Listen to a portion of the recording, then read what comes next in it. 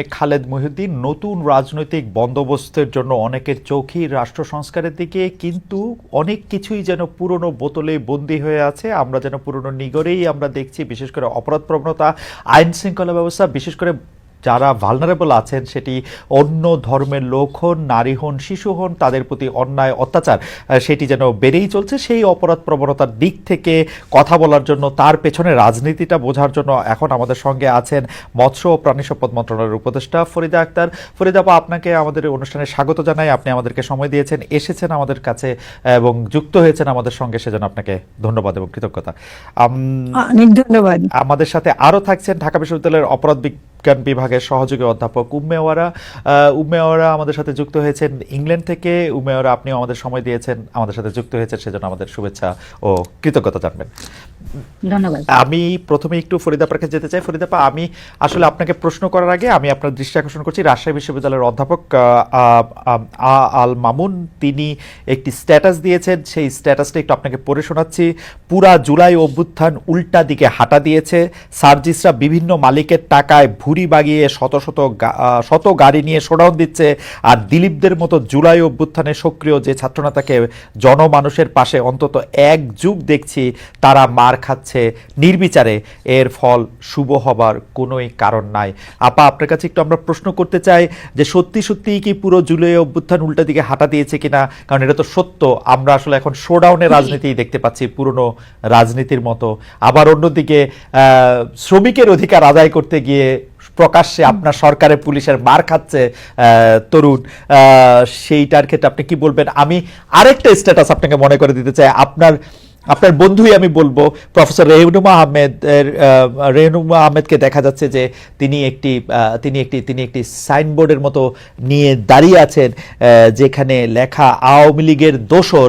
বসুন্ধরা থেকে কেউ যদি টাকা পেয়ে আওয়ামী লীগকে প্রতিহত করার কথা বলে, তাদের উপর কি আস্থা রাখা যায়? আপা, আপনার একটু মন্তব্য শুনতে চাই। আপনি আমাদের একটু বলবেন জুলাই অভ্যুত্থানের ফল বা জুলাই অভ্যুত্থান উল্টা দিকে হাঁটা দিয়েছে কিনা?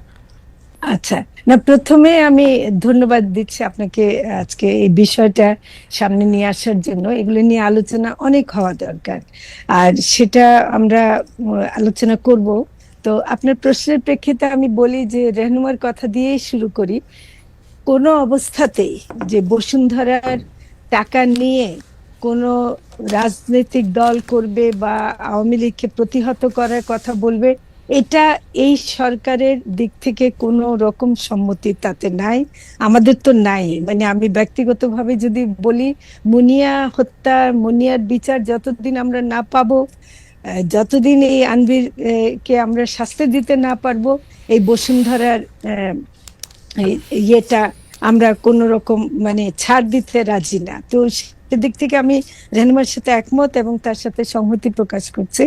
আরেকটা হলো যে আপনি যেটা বললেন যে এই যে জুলাই পিছু হচ্ছে কিনা, দেখেন, জুলাই আগস্ট যুক্ত করা উচিত, কারণ 5 তারিখ পর্যন্ত আসলে অনেক হত্যাকাণ্ড হয়েছে। আমি এখনো মানে অনেকের সাথে আমার দেখা হয়, আমি দেখছি যে শহীদ পরিবার তখন তখন বলে যে একেবারে 5 তারিখ দুপুর বেলা মারা গেছে, মানে দুপুর বেলা গুলি খেয়েছে। তো এরকম মানে অগাস্টকে আমরা বাদ দিতে পারবো না জুলাই অভ্যুত্থানের কথা বললে। তো সেই জায়গা থেকে কোনো অবস্থাতেই পিছু হটার কোনো সুযোগ আমাদের অন্তত নাই। বাংলাদেশের জনগণও সে পিছু হটাকে কোনোভাবেই মেনে নেবে না, এটা আমি মনে করি।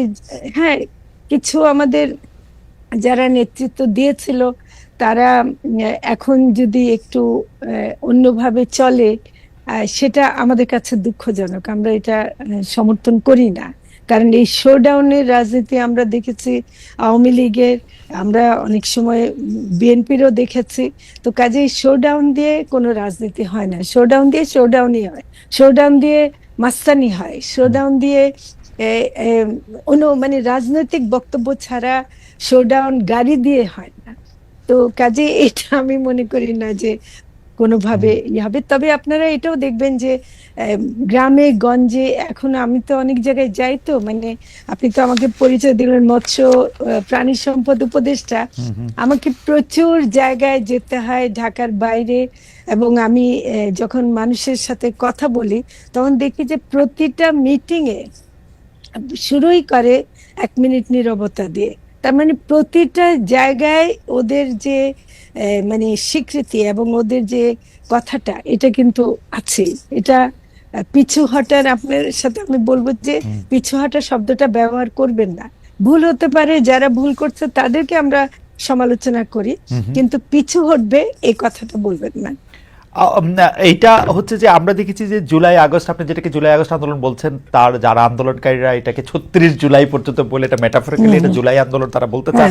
এবং প্রফেসর আব্দুল্লাহ আল মামুন, প্রফেসর আল মামুন, যাকে মানে রাজশাহী বিশ্ববিদ্যালয়ের যে গণযোগাযোগ বিভাগ মানে সাংবাদিকতা বিভাগে যে প্রফেসর, তিনি আসলে এই জুলাই আন্দোলনের একজন বড় সমর্থকই ছিলেন। তিনি যখন মনে করছেন জুলাই অভ্যুত্থান উল্টা দিকে হাঁটছে, তার কারণ হচ্ছে যে সার্জিস, জুলাই আন্দোলন থেকে যারা নেতা হয়েছেন তারা আসলে, আপনি জানেন যে আপনার ক্যাবিনেটও আপনার একজন কলিগ ছিলেন ছাত্র নেতাদের মধ্যে থেকে জনপ্রিয় একজন, তার নেতৃত্বে একটি দল গঠিত হয়েছে। কিন্তু আমরা সেই শোডাউনের রাজনীতি সব জায়গায় দেখছি। তারা একটা ইফতার পার্টি করছেন, যেটা আসলে একটা 5 তারকা হোটেলে তাদের করতে হচ্ছে। তারা একটা গাড়ি বহর করে হেলিকপ্টারে করে সেখানে যেতে হচ্ছে, সেখানে সেটি করতেছে। সেই ব্যাপারটাকে কিভাবে দেখেন? আর পাশাপাশি আমাদের প্রশ্ন ছিল, এটা আপনি অলরেডি মন্তব্য করেছেন, পাশাপাশি আমরা দেখেছি যে শ্রমিকদের ন্যায্য অধিকার আদায়ে একজন দিলীপ রায়কে পুলিশ আসলে যাচ্ছে তাই করে মারধর করতেছে। এইটা আপনি, এটা একেবারে আমার ইস্যু। এটা আমি অনেকভাবে শ্রমিকদের ইস্যুতে আমি আসছি। তার আগে আমি বলি যে আপনি সার্জিসদের কথা যেটা বললেন, বা আমার যে সহকর্মী ছিলেন নাহিদ ইসলাম, তার আসলে তাদের অনেক অবদান আছে এই 36 জুলাইয়ের আন্দোলনে, এটা অবশ্যই স্বীকার করতেই হবে। কিন্তু আসলে এই 36 জুলাইয়ের আন্দোলন তো শুধু কয়জনেরও ছিল না, এটাও তো আবার মাথায় রাখতে হবে। আমরা যখন এদের ত্রুটি ধরতে গিয়ে এদেরকে আবার শুধু মনে করি, সেটাও কিন্তু ভুল বলা হবে। তো সেটা আমি একটু শোধরাতে চাই, যে এখন ওরা যদি বড় হোটেলে করে বা ইয়ে করে, ওরা একটা ভিন্ন রাজনৈতিক দল গঠন করেছে। তো এই দল যখন গঠন করে ফেলেছে, এর সাথে সরকারের তো এরকম সম্পর্ক নাই। অন্যান্য যে কোনো রাজনৈতিক দলের মতোই আমাদের সাথে তাদের সম্পর্ক হবে। তো কাজে আমরা অন্যদের যেমন করে সমালোচনা করছে তা করব। শ্রমিকের কথায় আসি, আজকেও আমরা মিটিং করেছি ঈদের আগে যেন শ্রমিকদের বেতন ভাতাটা দেয়া হয়। মালিকরা দেখেন নিজেরা কিন্তু ঠিকই তাদের বিলাসবহুল জীবন ঠিকই যাপন করছেন, কিন্তু শ্রমিকের বেতন দিচ্ছে না। এবং সেক্ষেত্রে যেটা হয় যে অনেকগুলো নেতাদেরও মানে মাঝখানে, দিলীপ রায়ের কথা আমি ঠিক জানি না, কিন্তু অন্যান্যদের ক্ষেত্রে এরকম প্রশ্ন আসছে যে কারো কারো ক্ষেত্রে যে তারা একদিকে মালিকদের সাথে সম্পর্ক রাখে, অন্যদিকে আবার শ্রমিকদের আন্দোলনে থাকে। এই ক্ষেত্রে হয়তো হতে পারে, কিন্তু আমাদের আজকের একদম সিদ্ধান্ত যে মালিকরা বেতন দেবে না তাদের দরকার হলে বাড়িঘর প্রয়োগ করতে হবে, তাদের বিদেশে যাওয়ার উপর নিষেধাজ্ঞা আরোপ করা হচ্ছে, এটার ব্যাপারে কঠোর ব্যবস্থা নেওয়া হচ্ছে। আপা, আবার আসবো আপনার কাছে। কতগুলি বিষয়ও একটু জানা দরকার, যে আমরা আসলে নতুন রাজনৈতিক বন্দোবস্ত বা অন্যভাবে, আজকে জাতির উদ্দেশ্যে দেওয়া ভাষণে প্রধান উপদেষ্টা জুলাই অভ্যুত্থানের প্রথম পর্ব সফলভাবে শেষ হয়েছে বলেছেন, দ্বিতীয় পর্ব শুরু হয়েছে বলছেন, গুজবের কথা বলেছেন, সেগুলো আমরা আপনার কাছ থেকে শুনবো। তার আগে আমরা একটু অধ্যাপক উম্মে ওয়ারার কাছে আসি। উম্মে ওয়ারা, আমাদের একটু মানে যেটি বিষয়ে আমরা কথা বলছিলাম তার জায়গা থেকে যদি আপনি আমাদের একটু বলতেন, যে অনেকে এটি বলে থাকেন যে একটি নির্বাচিত সরকার যেভাবে সমাজের যারা ভালনারেবল অংশ তাদেরকে যেভাবে প্রোটেক্ট করতে পারে, ভালনারেবল বলতে আমি বোঝাচ্ছি যারা একটু দুর্বল অংশ, যারা প্রবল নয় সেই অর্থে দুর্বল, যথা অন্য ধর্মবিশ্বাসীরা, অন্য মতের বিশ্বাসীরা, কোনো কোনো সময় নারীরা, কোনো কোনো সময় শিশুরা, তাদেরকে প্রোটেক্ট করতে রাজনীতিতে কি আসলে যতটা নির্বাচিত সরকার পারে ততটা কি অনির্বাচিত সরকারের কি বাধা বা হাত পা বাধা থাকে কিনা? ফরিদা আপা আমাদের সঙ্গে আছেন। আমরা জানি যে এই উপদেষ্টা পরিষদে যারা আছেন তারা দীর্ঘকাল থেকে এইসব রাইটগুলি প্রোটেক্ট করার জন্য, ফাইট করার জন্য, আমাদের সচেতন করার জন্য তারা কাজ করেছেন, কিন্তু বাস্তবে আমরা দেখা যাচ্ছে যে আমাদের মধ্যে পারসেপশনটার এরকম যে আমরা যারা দুর্বল তারা আসলে ততটা নিরাপদ নয় এই সরকারের আমলে। যদি একটা নির্বাচিত সরকার থাকতো তাহলে আরেকটু দুর্বল থাকতো। একজন অপরাধ বিজ্ঞানী হিসেবে আপনার কাছে একটু জানতে চাই। আচ্ছা, অনেক ধন্যবাদ। আমাকে প্রথমে আমি বলি, আপনি যেটি বলছিলেন যে যেটি অনির্বাচিত সরকার তার কোনো বাধা আছে কিনা, আমি বরং বলবো যে যখন কেউ জানে যে নির্বাচন হবে সামনে বা একটি সময়সীমা থাকে, বা আমি জানি যে এত তারিখে বা এত বছরের মধ্যে একটি নির্বাচন হবে, তখন কিন্তু একটি সরকার আসলে অনেক কিছু ভাবে। কারণ তার কিন্তু দিনের শেষে তার রাজনীতিটা ভোটের রাজনীতি। তার তো আসলে সরকারে থাকতে হলে, আবার পুনরায় আসতে হলে তাকে কিন্তু ভোটের মাধ্যমেই আসতে হবে। কাজে তখন কিন্তু তিনি চেষ্টা করেন সমাজের যে বিভিন্ন স্তরের মানুষ যারা আছেন তাদের সবাইকে মোটামুটি একটু, তারা চিন্তা করেন তাদের বিরুদ্ধে যেন অন্যায় না হয়, বা অন্যায় হলে সেটির বিরুদ্ধে সরকার তখন সেখানে ব্যবস্থা গ্রহণ করে। কিন্তু আমি বলবো যখন একটি অনির্বাচিত সরকার থাকে সেক্ষেত্রে হয়তো বা একটি গা ছাড়া ভাব থাকতে পারে যে আমি তো আসলে আমার ভোটের রাজনীতির দরকার নাই, আমি হয়তো বা একটি শিক্ষিত মধ্যবিত্ত উচ্চবিত্ত একটি শ্রেণীকে খুশি রাখলে হয়তো বা আমার কাজ হয়ে যাবে। একেবারে নিম্নবিত্ত যারা আছেন, যেমন আজকে আপনি একটু আগে শুরু করলেন যে শ্রমিকদের নিয়ে যে 144 ধারা জারি করেছে বলে তাদেরকে পিটিয়ে তাদেরকে পেটানো হয়েছে, দিলীপ রায় যিনি আছেন একজন, তাকে গ্রেফতার করা হয়েছে, পরবর্তীতে হাসপাতালে নিয়ে নেওয়া হয়েছে। আমার কথা হচ্ছে এই পেটানোটা কি খুব জরুরি ছিল? এই পেটানোটা তো জরুরি ছিল না। কাজেই যখনই আপনি দেখবেন যে একটি যারা সামাজিক অর্থনৈতিক ভাবে একটু কম ক্ষমতাবান, তাদের বিরুদ্ধে দেখবেন পুলিশের যে হুঙ্কার সেটি বোধহয় অনেক বেশি বেড়ে যায়। হ্যাঁ, যেমন আপনি দেখবেন যে জিএমপি কমিশনার একটি বিবৃতি দিয়েছিলেন, প্রজ্ঞাপন জারি করেছিলেন যে শাহবাগ মোড় এবং সচিবালয়ের আশেপাশে বিভিন্ন জায়গায় কোনো ধরনের সভা সমাবেশ হওয়া যাবে না। কিন্তু তার দুদিন পরে আমরা আবার দেখলাম যে এনসিপি তারা একটি বিবৃতি দিয়েছে তাদের অফিসিয়াল পেজে যে তারা সমাবেশ করছে বা করবে। তাহলে এটা কিন্তু আসলে একটা বিভাজন হয়ে গেল। আমরা যখন বলছি যে বৈষম্য বিরোধী ছাত্র আন্দোলন, তাহলে বৈষম্যটা আসলে এখনো যদি থেকে যায় তাহলে তো সেটি কাজ হলো না। কারণ আমরা শুধুমাত্র একটি নির্দিষ্ট সরকারের বিরুদ্ধে তারা যে আন্দোলন করেছে বা ছাত্র অভ্যুত্থান হয়েছে বিষয়টি কিন্তু সেটি না, এটি একই সাথে সিস্টেমেরও, তাই না? সেই কারণে তো আমরা সংস্কারের কথা বলছি যে বিভিন্ন সংস্কারের মাধ্যমে আমরা সিস্টেমটাকে ঠিক করব। এখন আমরা যদি দেখি যে বৈষম্য নতুন ভাবে হচ্ছে, নতুন উপায়ে হচ্ছে, যেমন সার্জিসের কথা বললেন যে তিনি 100টির বেশি গাড়ি নিয়ে শোডাউন করেছেন, আপা বলেছেন যে এটি উনি নীতিগতভাবে সমর্থন করেন না। এটার পেছনে যে অর্থ ব্যয় হয়েছে সেই অর্থটি দিয়ে উনি যদি আজকে সেই শ্রমিকদের টাকা দিতেন, আমার মনে হয় ওনার ভোট পেতে কোনো আসলে ওনার কোনো কমতি হতো না, উনি সবচেয়ে বেশি মানুষের মন জয় করতে পারতেন। তো বিষয়গুলো আসলে ম্যাচুরিটির, বিষয়গুলো আসলে মাথা ঠান্ডা রাখবার, বিষয়গুলো আসলে ক্ষমতা হাতে পেয়ে সেটিকে আমি কত ঠান্ডাভাবে সুস্থির ভাবে আমি সেটিকে আসলে আমি ইমপ্লিমেন্ট করবো সেটির প্রয়োজন। কারণ আমি যখন ক্ষমতায় থাকি না তখন আমি অনেক কথা বলতে পারি, আজকে আমি অনেক কথা বলতে পারি, আপা এটা হলো না কেন, আপা ওইটা হলো না কেন। কিন্তু যখন আমি ক্ষমতায় যাচ্ছি তখন কিন্তু আমাকে অনেক ঠান্ডা মাথায় কাজগুলো করতে হবে, যেটির একটি আমার কাছে মনে হচ্ছে একটু অভাব রয়েছে। আরেকটি বিষয় আমি একটু বলতেই চাই যে ট্যাগের যে রাজনীতি, আগে যখন আপনারা দেখবেন 16 বছর ধরে আমরা একটি ট্যাগের রাজনীতি দেখেছি, কিছু হলে কেউ একজন জামাত হয়ে যাচ্ছে, কিছু একজন হলে কেউ একজন স্বাধীনতা বিরোধী হয়ে যাচ্ছে। এখন আবার দেখবেন উল্টোটা, কোনো কিছু হলেই আওয়ামী লীগ করছে, আওয়ামী লীগের দোসর করছে। সরকারের একটি কোনো মন্তব্য করলে হয়তো বলা হচ্ছে আচ্ছা তিনি তো বোধহয় আওয়ামী লীগের দোসর, উনি হয়তো বা টাকা খেয়েছেন। বা ধরেন ছাত্রলীগ যদি কোনো একটা, আমরা মনে করতাম যেটা ইনডেমনিটি আছে, তাদের একটু অজানা অদৃশ্য ইনডেমনিটি আছে, তারা যাই করবে না কেন তাদের হয়তো বা কিছু হবে না। এখন কি আসলে সেটির জায়গায় কি এই ছাত্র জনতা, তৌহিদি জনতা, এই বিষয়গুলো প্রতিস্থাপিত হচ্ছে কিনা? কারণ আপনি দেখবেন যে পুলিশের উপস্থিতিতে মাঝে মাঝে এমন কিছু ঘটনা ঘটে যে তখন সাধারণ মানুষ হিসেবে আমার কিন্তু অনেকটা ভয় লাগে। যে যেমন একজন ব্যক্তি আছেন যিনি লাইব্রেরিতে, ঢাকা বিশ্ববিদ্যালয়ের লাইব্রেরির একজন কর্মচারী, যিনি একজন ছাত্রীকে উত্ত্যক্ত করার জন্য তাকে হাজতে নেওয়া হয়। আপনি দেখবেন থানার ভেতরে 5 ঘন্টা 6 ঘন্টা 7 ঘন্টা ধরে লাইভ হয়েছে। আপনি আমাকে বলেন এটা কি কোনো, মানে এটা দেখে আপনার মনে হবে আমি কি কোনো সিনেমা দেখছি নাকি এটা আসলেই হচ্ছে, এটা কি আসলেই ঘটছে?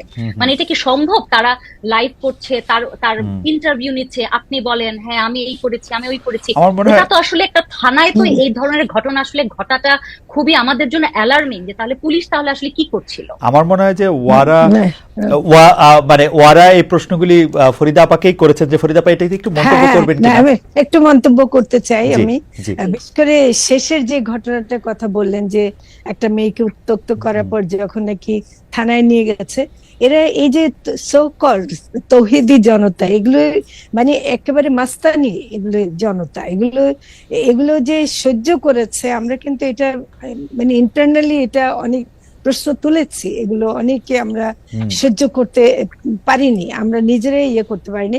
এখন তারা নাকি আজকে শুনলাম যে তারা নিজেদের নাম তৌহিদি জনতা থেকে ওলামা জনতা করছে। কিন্তু যত কিছু করুক, এই যে তারা কিছু সুযোগ নিচ্ছে, এই যে এই সময় মানে ধরেন আওয়ামী লীগ চলে গেছে, তারা ধরেন আমরা আগে বলতাম যে মানে ইয়েরা ধর্মনিরপেক্ষ বা ইয়েরা বেশি জায়গা করে নিচ্ছে, এসব ধর্ম মানছে না। কিন্তু এখন ধর্ম মানার কথা বলে অনেক ওলেমা নামধারী, আমি তাদের ওলামাও বলতে চাই না, তারা নারীদের বিরুদ্ধে এবং জনগণের বিরুদ্ধে যে অবস্থান নিচ্ছে, আমি একদম পরিষ্কার কথা বলছি যে এটা আমি তো ব্যক্তিগতভাবে কোনোভাবেই গ্রহণ করি না, প্রতিবাদ জানাই, এবং সরকারেও আমরা এটা ইন্টারনালি অনেক করছে। হ্যাঁ, এটা আমি ওয়ারাকে বলবো যে এই দুর্বলতা যে আছে এটা মেনে নিচ্ছে, কারণ এটা আমাদের যেটা অনেক সময় বলা হয় যে যদি বেশি, বিশেষ করে শ্রমিক আন্দোলনের সময় আমাদের কথা হচ্ছিল যে আমরা বলছি যে রাস্তাঘাট বন্ধ করে দিলে এটা জনগণের ইয়ে হয়, মানে ভোগান্তি হয়, সেরকম করা যাবে না। বলতে গিয়ে আমরা যা করি সেটা আবার হয় কি যে শ্রমিকের উপর অত্যাচার হয়, শ্রমিকের উপর অত্যাচার হয়, তো সেজন্য আমরা ওটা করতে চাই না। তো সেজন্য এখন মাঝে মাঝে অ্যাকশন নিতে গিয়ে এরকম হয়, যেটা আসলে ক্ষমতার মানে ডেফিনিশনের মধ্যেই আছে আমার মনে হয়। ওরা তো নিশ্চয়ই অপরাধ বিজ্ঞান পড়েছেন, তা আরো ভালো বলতে পারবেন।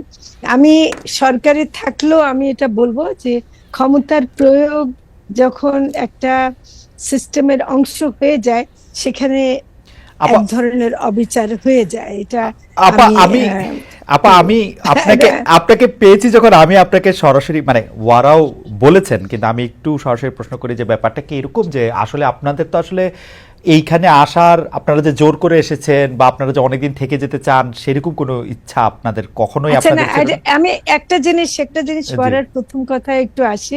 ওয়ারা যে বললে যে নির্বাচিত সরকার, ইভেন আপনিও বলেছেন যে নির্বাচিত সরকার বনাম আমরা, আমি মনে করি যে নির্বাচিত সরকার হলে এটা ঠিক যে তাদের ভোটারদের ব্যাপারটা একটা থাকে, আমাদেরকে অনির্বাচিত বলাটা আবার আমি মানতে রাজি না। কারণ আমরা একটা গণ অভ্যুত্থানের পরে, আমরা বিপ্লবী সরকার হতে পারিনি, কিন্তু একটা গণ অভ্যুত্থানের পরের সরকার, যেটাতে আমাদেরকে যারা বসিয়েছেন, এটা আমাদের ইচ্ছাকৃতভাবে আমরা আসিনি। ছাত্ররা যারা আন্দোলন করেছেন, তারা আমাদেরকে যখন বসিয়েছেন, তাদের নির্বাচনে আমরা আপনারা বরং বাইবেলে সে চোজেন ওয়ান, আপনারা চোজেন ওয়ান। তো চোজেন ওয়ান না, কিন্তু কথা হলো যে না, এটাতে আমি হাসতে চাই না, এই জন্য যে আমরা অনির্বাচিত, মানে নির্বাচনের প্রসঙ্গটা যে গণতন্ত্রের প্রশ্নে আসে বারবার, যে নির্বাচন করলে গণতান্ত্রিক বা গণতন্ত্র রক্ষা হবে, এটা থেকে বেরিয়ে এসে একটু যদি আমরা রাজনীতি করার কথা বলি এবং গণতন্ত্র প্রতিষ্ঠার কথা বলি, তাহলে আমাদের ভূমিকাটা, আমাদের দায়বদ্ধতা পুরাটা গণ আন্দোলনের, গণ অভ্যুত্থানের অংশগ্রহণকারী সকল জনগোষ্ঠীর জন্য। কাজে আমাদের অনেক বড়। আমি একটু আমার কেসটা বলি। আমরা দেখেছি যে এইখানে গণতন্ত্রের নামে যারা সোকল নির্বাচিতও ছিল, আমি যদি 2001 থেকে 6 বিএনপিকে বলি, 96 থেকে 2001 পর্যন্ত আওয়ামী লীগ সরকারকে বলি, 2008 থেকে 13 আওয়ামী লীগ সরকারকে বলি, যারা নির্বাচিত ছিল তারা একটা পপুলিস্ট জায়গা থেকে আসলে বলে যে গণতান্ত্রিকভাবে তাদের এটা চাইতেছে, সেই জন্য তারা এটা করতে বাধ্য হচ্ছে বা তারা এটা করতে পারছে না, এরকম একটা জায়গা বলে। কিন্তু আমি গণতন্ত্রের চর্চা হিসেবে বুঝি আপনি সবচেয়ে ভালনারেবল অংশকে আপনি রক্ষা করবেন, আপনি পপুলিস্ট জায়গা থেকে মানে ন্যায়কে বাধা দিবেন না। কারণ আমরা অনেকেই গণতন্ত্র বলতে বুঝি আমাকে লাইনে দাঁড়াইতে হবে না, আমি একটা স্পেশাল কাজ করতে পারবো, সেই জায়গা থেকে সেইটার ক্ষেত্রে আপনাদের তো ওই অসুবিধা থাকার কথা না, যেটা আসলে সোকল নির্বাচিত এদের থাকে, যে না আমরা তো পরের বছরকে ভোট চাইতে হবে, আমার একটা ভোট ব্যাংক লাগবে। কিন্তু আপনারাও যেন পপুলিস্ট জায়গাতেই আটকে থাকেন, সেরকম হয় কিনা আপা? না, এটা এটা তো কিছুটা তো হয়ে যায়, এটা একেবারে অস্বীকার করা যাবে না। কিন্তু আমি একটু বলতে চাই যে আমরা কি গত 15 বছর নির্বাচন বলেও কি কিছু ছিল? গণতন্ত্র বলে তো কিছু ছিল না। কাজে ফ্যাসিবাদের যে একটা সময় পার করে আমরা এসেছি, এতে কিন্তু অনেক কিছু গুলিয়ে গেছে, মানে কার কি ভূমিকা কি। আমি এজন্য বলছি যে আমরা এক একজন এক একভাবে হয়তো দেখছি, আমাদের উপদেষ্টা পরিষদ নিয়ে গঠিত যে সরকার, তার মধ্যেও হয়তো আমরা অনেকে অনেকভাবে দেখছি। একটা যেটা হয় কি, আমরা পপুলিস্ট দেখতে গিয়ে আমাদেরকে দ্রব্য মূল্যের কথাটা আগে ভাবতে হয়, আমাদেরকে যেমন শ্রমিকদের কথাটা আগে ভাবতে হয়, যে আমরা প্রচুর তর্ক করি যে শ্রমিকের কেন বেতন দেওয়া হবে না, বেক্সিমকোর কারণে প্রচুর শ্রমিকরা পাচ্ছে না, ওরা টাকা পাচার করে দিচ্ছে, মালিকরা টাকা পাচার করে দিচ্ছে, কিন্তু শ্রমিকের বেতন দেবে না। এই যে ঘটনাগুলো ঘটছে, কারণ ফ্যাসিবাদ কিন্তু এখনো পুরোটা যায়নি, তো এটা তো আমাদের মনে রাখতে হবে। না আপা, আমরা কি ফ্যাসিবাদের আড়ালটা নিতে পারবো যখন আমরা দেখব যে নতুন রাজনৈতিক দলগুলো সেই পুরনো ব্যবসায়ী সম্প্রদায় থেকেই টাকা নিচ্ছে, তাদের নাম গোপন করছে? আপনি কি তাদের আর কোনোদিন বিচার করতে পারবেন? পারবেন না তো। না না না, সেটা হলো সবচেয়ে দুঃখজনক। আমি একেবারে আজকে খোলামেলা ভাবে দুঃখ প্রকাশ করছি এবং এমনকি নিন্দা জানাচ্ছি যে সেই কর্পোরেট গ্রুপের কাছ থেকে যারা ভূমিদস্যু, যারা নারী হত্যাকারী, নারী ধর্ষণকারী, যারা জনগণের এত মানে ভোগান্তির কারণ, তাদের কাছে যারা টাকা নেয়, তারা কোনো মতে জনগণের বন্ধু হতে পারবে না। আমাদেরকে অধ্যাপক ওয়ারাও বলতে চাইছেন কিছু, জি আপনি বলবেন। জি খাদ্য, আমি এই প্রসঙ্গে একটু বলতে চাইছিলাম যে টাকা নিতে তো হয়, আসলে এটা রাজনীতি করতে হলে একটি রাজনৈতিক দলকে আসলে বিভিন্ন সোর্স থেকে টাকা নিতে হয়, সেটিও আমি বুঝলাম। কিন্তু মুশকিল হচ্ছে আপনি যখন যাদের মালিকদের টাকায় 5 তারা হোটেলের রাজনীতিবিদদের খাওয়াবেন, আর যারা আহত হয়েছেন জুলাই অভ্যুত্থানে তাদেরকে খাওয়াবেন সোরোয়ার দিতে, তখন বিষয়টা অনেক বেশি বৈষম্যমূলক হয়। আমি বারবার বলছি যে বৈষম্যহীনতার কথা বলে আমি বৈষম্য যখন করি তখন এটা চোখে বেশি লাগে। আরেকটি কথা আপনি বলছিলেন যে, থ্যাংক ইউ, আরেকটি কথা আপনি বলছিলেন যে পপুলিস্ট হওয়ার যে বিষয়টা, পপুলিস্ট হওয়ার যেটা আপাও বললেন যে হ্যাঁ কখনো কখনো আসলে এটা হয়ে যায়। যেমন আমি একটু বলতেই চাই যে নারীর এবং শিশুর বিরুদ্ধে সহিংসতার যে বিষয়টি গত প্রায় 1 মাস ধরে আমরা এটি নিয়ে অনেক আন্দোলন হচ্ছে, কথা হচ্ছে, এবং আপনি জানেন যে খুবই সম্প্রতি একটি অধ্যাদেশ করা হয়েছে নারী শিশু নির্যাতন দমন আইনকে সংশোধন করে। সেখানে আমি বলতেই চাই যে সেখানে একটি কথা এসছে যে আলাদা করে একটি 9 খ যোগ করা হয়েছে, যে বিয়ের প্রলোভন দেখিয়ে যদি কারোর সাথে যৌন সম্পর্ক হয় তাহলে পরবর্তীতে যদি বিয়ে না হয় সেক্ষেত্রে সেটি ধর্ষণ বলে বিবেচিত হবে। আমার কাছে এটি খুবই একটি পপুলিস্ট চিন্তা থেকে করা একটি আইন মনে হয়েছে। একই সাথে আমি একটু বলতে চাই, বলা হয়েছে যে তদন্ত 30 দিন আগে হতো, এখন 15 দিনে করতে হবে, বিচার 180 দিনে ছিল, এখন 90 দিনে করতে হবে, এই সময়ের মধ্যে জামিন দেওয়া যাবে না। এবং এক্ষেত্রে আরো বলা হয়েছে যে মৃত্যুদণ্ড তো অবশ্যই পরিবর্তিত হয়নি। এবং আরেকটি বিষয় আমি বলতে চাই যে এখানে 32 কতে বলা হয়েছে যে প্রয়োজনে অভিযুক্ত ব্যক্তির ডিএনএ নমুনা পরীক্ষা না করার সিদ্ধান্ত তদন্ত কর্মকর্তা নিতে পারেন। এই বিষয়গুলো কিন্তু আমার কাছে মনে হয়েছে যে আসলে আমি নারীর বিরুদ্ধে সহিংসতাকে প্রতিরোধ করতে গিয়ে আমি হয়তো বা পুরুষদের প্রতি অনেকখানি অন্যায় করে ফেললাম। কাজে একজনের প্রতি ন্যায় করতে গিয়ে আরেকজনের প্রতি আমি যদি অন্যায় করে ফেলি তখন কিন্তু আসলে ওই আবার সে বৈষম্য চলে আসছে, কারণ মৃত্যুদণ্ড দিয়ে কখনো ধর্ষণকে কমানো যায় না। ফরিদা আপা এটা নিয়ে বলবেন কিছু? এটা নিয়ে আমি বলবো, কারণ এটা আমাদের যে এইবার আসলে যে মাগুরায় আসিয়ার যে ধর্ষণের ঘটনাটা ঘটেছে, এটা কিন্তু সারা বাংলাদেশকে একদম কাঁপিয়ে দিয়েছে। আমি আসিয়ার লাশ নিয়ে তার মায়ের সাথে আমি গেছিলাম, মাগুরে গেছিলাম, আমি তার মায়ের বিলাপ শুনেছি। এবং মানে এটা যে কি পরিমাণ কষ্টকর, একটা শিশুকে এভাবে ধর্ষণ করতে পারে। তো এই সময় যে আন্দোলনটা এবং কিছু মব জাস্টিস, কিছু মেয়েদেরকে হেনস্থা করার ঘটনা ঘটার পরে অনেক আন্দোলন হয়েছে, এবং কিছু কিছু ক্ষেত্রে আমি বলবো যে নারী মানে নির্যাতন বিরোধিতা করতে গিয়ে মানে একটু অনেক বেশি দাবি করা হয়েছে যে এক্ষুনি আইন বদলাতে হবে, এক্ষুনি করতে হবে। এর কারণে একটা চাপ ছিল যে দ্রুত মানে শাস্তি দেওয়ার জন্য, দ্রুত বিচার করার জন্য কিছু আইন পরিবর্তন করা। সেটা আমরা এইভাবে পরিবর্তন করলেও আমরা কিন্তু একটা চিন্তা করছি যে এরপরে আমরা মতামত নিয়ে আরো আমরা যদি আর একটু ভালো করতে পারি। আপা আপনার মনে হয় কিনা, আপা আপনার মনে হয় কিনা, আমি জাস্ট একটু জানার জন্য শেষ করি, জি আমি আপা, একটু শেষ জি আপা করি। বলেন, জি আপা বলেন। ওয়ারার যে নয়ের খর কথাটা বললো, এটা পুরুষদের বিরুদ্ধে বলার জন্য না, ওয়ারা এটা প্রচুর আপনি পত্রিকায় শিরোনাম দেখবেন যে গ্রামের একেবারে সাধারণ, এটা আসলে শহরে বা মানে মধ্যবিত্তদের কথা বলা হচ্ছে না এখানে, গ্রামের একেবারে নিরীহ কতগুলি মেয়েদেরকে এরকম বিয়ের প্রলোভন দেখিয়ে ধর্ষণ করে, ওই বিয়ের কথাই পরে থাকে না, পরে ওকে ধর্ষণ করে ছেড়ে দেয়। তো এখানে আসলে কোনো ছেলের বিরুদ্ধে করার জন্য না, ওইরকম প্রভিশনটাকে রেখে এটা নিয়ে অনেক বিতর্ক হয়েছে এবং আরো হবে। কিন্তু আমরা এইটুকু মনে করি যে এই ধর্ষণ তো অনেকগুলো ব্যাপার আছে। অনেক সময় দেখেন বলে যে মেয়েরা কাপড়টা ঠিক মতো পরেনি, ওদিক দিয়ে গেল কেন, এই করলো কেন, ওই ছেলের সাথে তার ভাব ছিল, এই যে কথাগুলো আসে, বলে যে সে তো সম্মতিতে গেছে। ধর্ষণ মানেই তো অসম্মতি, ধর্ষণ তো কোন আপা, যৌনকর্মে অসম্মতি আপা, মানেই তো ধর্ষণ। আপা আমি একটা সরল প্রশ্ন করি আপা, যে হ্যাঁ, বিয়ের প্রলোভন দেখায় হোক আর তাজমহল দিয়ে দেওয়ার প্রলোভন দেয়া হোক, ধর্ষণ তো ধর্ষণ, ধর্ষণ তো ধর্ষণ। ধর্ষণ কিন্তু উইদাউট কনসেন্ট এই জিনিস করা মানে ধর্ষণ। তো সেইটা ধর্ষণ সেটা হলে without বিয়ের প্রলোভন consent দিয়ে এর আমি মধ্যে এটা, আসে।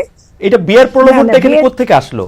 কিন্তু বিয়ের না, প্রলোভন এটা- বা বিয়ের কথা বলে একজন দুইজন পূর্ণবয়স্ক মানুষের পূর্ণ সম্মতিতে অনেক কিছুই হইতে পারে, সেইটা তো আর ধর্ষণ বিবেচিত হবে না, সেটা তো আলাদা জিনিস। না না, এখানে আমি একটু ক্লিয়ার করি, জি। এটা কিন্তু দুইজন পূর্ণবয়স্কর মধ্যে হয় না। অনেক সময় এটা হয় কি যে একজন হয়তো 18 বছরের ঊর্ধ্বে, আরেকজন হয়তো 16 বছরের কম।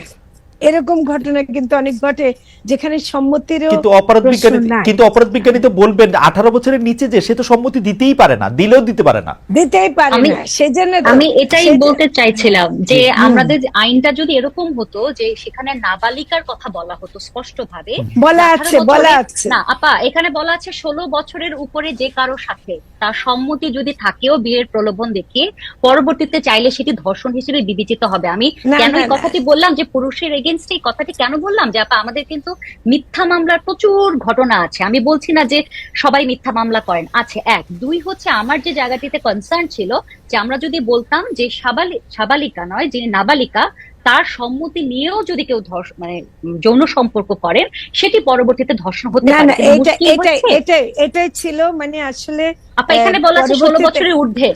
আমার মনে হয়, আমার মনে হয় যে আমার এটা আমার মনে হয় যে ফরিদা আপা, এটাতে মূলত কিন্তু আসলে যেসব মেয়েদেরকে করা হচ্ছে কোনো কোনো ক্ষেত্রে, এমনকি মানে 16 বছরের ঊর্ধ্বেটা আসলে কমই ছিল, ওটা পরে হয়তো শোধরানো হয়নি। আসলে মেইনলি হলো যাদেরকে একদম ফুসলিয়ে ফাসলিয়ে একদম মানে কিশোরী মেয়ে, ওদেরকে নিয়ে গিয়ে ধর্ষণ করে, তারপর তখন ও জানে যে ওকে বিয়ে করবে বলে নিয়ে গেছে, কিন্তু আসলে এটা করে। এটা Okay. কিন্তু আপনি পত্রপত্রিকার রিপোর্টে প্রচুর আছে, বুঝতে প্রচুর। পারছি। আপা আছে। এবং এটা দেখে হ্যাঁ, এটা জি। প্রচুর আছে, সেটাকে অ্যাড্রেস করা হয়েছে। আমার মনে হয় যে, আমার মনে হয় যে এবং অধ্যাপক আরেকটা, না না জি। খালেদ আরেকটা অ্যাড করি, মহিলা ও শিশু বিষয়ক মন্ত্রণালয়ের পক্ষ থেকে যিনি ছিলেন, ওরা বলছে যে ওদের যে জেলা পর্যায়ের অফিসগুলো আছে, যে শেল্টার হোম গুলোতে আছে, সেখানে যারা আসে বা অফিসগুলোতে যারা অভিযোগ করে, তাদের মধ্যে অনেকগুলো আছে যে মেয়েরা বলতে পারে না কোথাও, কিন্তু তারা বলছে আমাদেরকে এরকম নিয়ে গেছিল, আমাকে তারপর এরকম খারাপ Okay. কাজ করছে। তো Okay. এই যে এই ব্যাপারটা আছে এখানে, ছেলেদেরকে রক্ষা করার ব্যাপারটা যে নিরীহ বা অপরাধী নয় তাকে রক্ষা করার ব্যাপার অবশ্যই দেখতে হবে, কিন্তু আমি মনে করি এটা আছে। আমার মনে হয় যে এই ব্যাপারটা নিয়ে আমরা নিশ্চয়ই পরে আরেকটু বড় প্ল্যাটফর্মে আরেকটু বড় করে আলাপ করতে হবে এবং এই আলাপটা আমরা জারি রাখবই। তবে অধ্যাপক ওয়ারাকে ধন্যবাদ বিষয়টি তোলার জন্য, এবং ফরিদা আপাও আসলে অধ্যাপকের সঙ্গে পুরোপুরি প্রায় একমতই হলেন, কিন্তু তার পার্সপেক্টিভটাও একটু ব্যাখ্যা করলেন যে কোন জায়গার জন্য এটা কোনটা করা যায়। আমরা পরবর্তী প্রসঙ্গে যাওয়ার আগে আমরা একটু দর্শকদের কাছে একটু জানতে চেয়েছিলাম যে বাংলাদেশের সেনাবাহিনীকে জনগণের মুখোমুখি দাঁড় করানো ষড়যন্ত্র চলছে এমন মন্তব্য করেছেন বিএনপির ভারপ্রাপ্ত চেয়ারম্যান তারেক রহমান।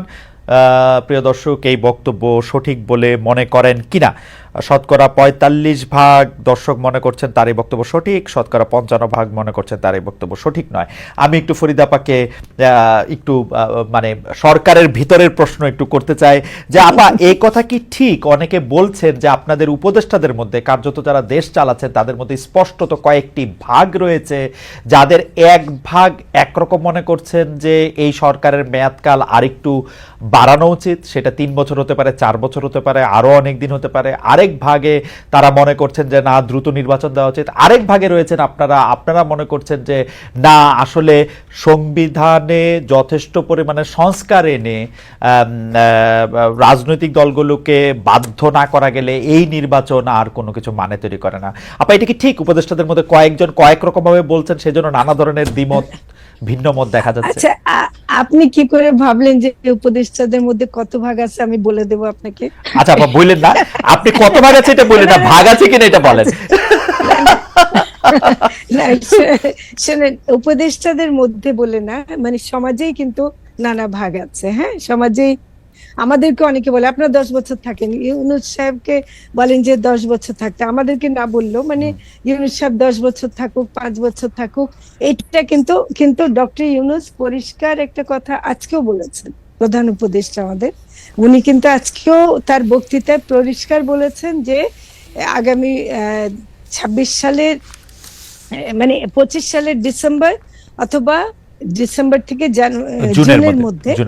জুনের মধ্যে নির্বাচন হবে। তো কাজে এই কথা থেকে আর কে কোন ভাগে মনে করছে যে বেশি ইয়ে করা যাবে, সংস্কারের প্রশ্নে আমরা যেটা মনে করি যে যেসব সংস্কারগুলো মানে এখন করে ফেলা যাবে সেটা আমরা করবই, আর কিছু সংস্কারের কাজ এমন থাকবে যেগুলো নাকি হয়তো শুরু করে দেয়া যাবে, যেন রাজনৈতিক দলগুলো করে। কারণ রাজনৈতিক দলগুলো যদি তাদের মানে এসে যদি মনে করে যে ওকে ঠিক আছে, মাঝখানে কেউ ছিল, ওদেরকে এখন সরিয়ে আমরা ভোট নিয়ে আসলাম, এখন আমাদের মতো করে আমরা চালাবো, এটা কিন্তু আসলে জনগণের কাছে গ্রহণযোগ্য হবে না, এবং আমাদেরও জনগণের কাছে যে প্রতিশ্রুতি আমরা দিয়েছি সেটাও রক্ষা করা হবে না। কাজে সংস্কারের ব্যাপারটা আমাদেরকে দেখতেই হবে, এবং সেটা আমরা যতদূর সম্ভব আমরা এর মধ্যে করার চেষ্টা করব। কিছু কাজ হয়তো শুরু করে দেব, আর কিছু কাজ হয়তো আমরা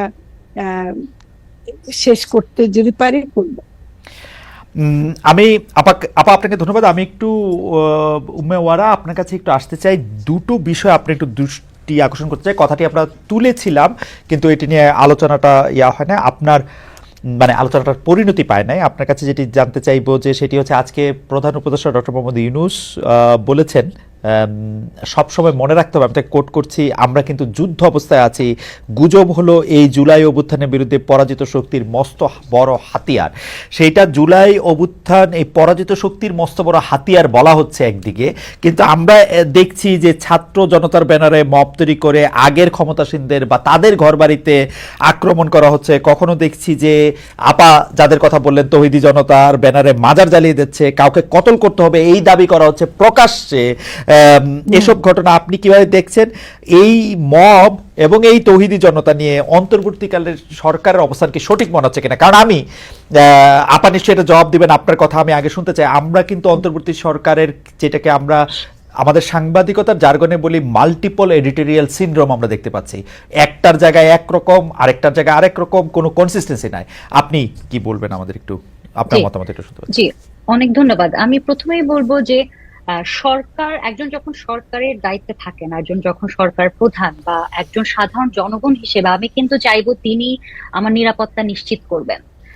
যুদ্ধ অবস্থায় থাকি, শান্তি অবস্থায় থাকি, যে অবস্থায় থাকি, যিনি সরকার প্রধান তিনি যেমন তার অবস্থাটি ব্যাখ্যা করতেই পারেন, ঠিক তেমনি একজন সাধারণ জনগণ হিসেবে আমি কিন্তু আমার সর্বপ্রথমে চাইবো যে আমার অধিকারটি নিশ্চিত হোক। আপনি যে মব জাস্টিসের কথা বলছেন, আপনি দেখেন বাংলাদেশে, আমি যদি একটু আপনাকে প্রথম আলোর একটি 22শে মার্চের একটি রিপোর্ট আছে যেখানে একটু অপরাধ নিয়ে কিছু রিপোর্ট পরিসংখ্যান এসেছে, সেখানে বলা হচ্ছে যে গত 7 মাসে 13,496টি অপরাধ সংঘটিত হয়েছে, ডাকাতি, ছিনতাই, দস্যুতা, অপহরণ এইসব ক্ষেত্রে, ধর্ষণ, চুরি এসব ক্ষেত্রে, যেটি আগের সরকারের আমলের চেয়ে 6.16% বেড়েছে।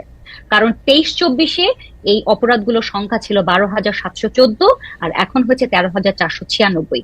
আরেকটু বলি, গত 2 মাসে বাংলাদেশে ডাকাতির ঘটনা হয়েছে 146টি, যেটি গত বছর এই সময় আপা ছিল একটা ছোট্ট 62টি। প্রশ্ন করতে পারি? আপা একটা ছোট্ট প্রশ্ন করতে পারি? সেটা হচ্ছে যে আমাদের এমনিতে অপরাধ বাড়ার মানে এই যে অপরাধের ত্বরণ ঘটার বাৎসরিক রেটটা কত? মানে এইবার যেমন এটা 6% বা 6.some% এটা বাড়ছে, একদম। 2022 থেকে 2023-এ এটা মানে আমার একটা ধারণা হচ্ছে যে আমাদের সমাজে পাল্লা দিয়ে অপরাধের সংখ্যা একটা নির্দিষ্ট হারে বাড়তিছে।